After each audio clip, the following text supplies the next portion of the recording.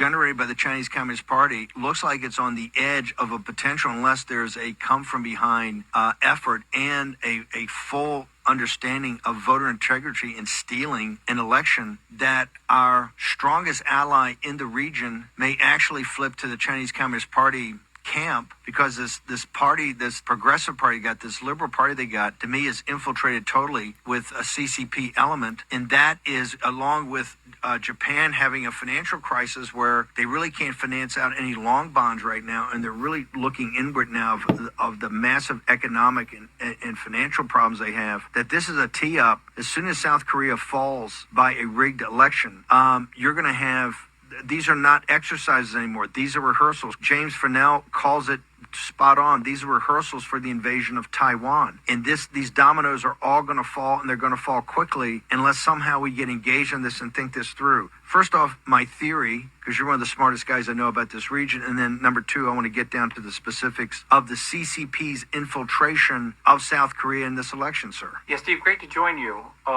So I think what we need to consider is that in 1950, Stalin, Mao, and the communist leader of North Korea decided to conquer South Korea using bullets. So June of this year, 2025, marks an anniversary, the 75th anniversary of the start of the Korean War. So again, the communists tried to conquer the South using bullets. Now they're trying to use ballots to do so, fraudulent ballots. And Ambassador Tan, John Mills, Grant Newsom, and I have been looking at this issue. John talked a lot, of course, the ambassador did, about variation in voting, the fact that so many are essentially voted and have been pre-signed. So there are innumerable problems with the South Korean election.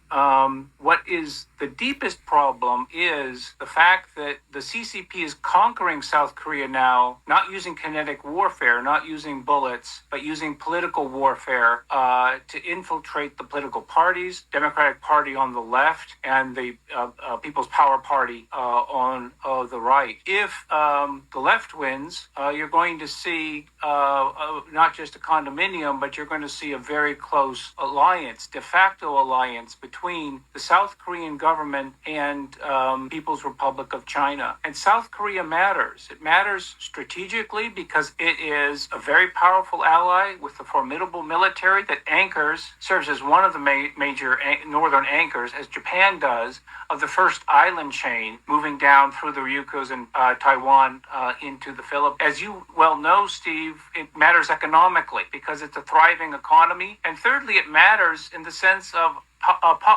political warfare, because as Taiwan shows that communism doesn't work, right? Taiwan shows what China might have been if the communists hadn't come to power. South Korea shows how a agrarian country, of course, in 1950 became an economic dynamo.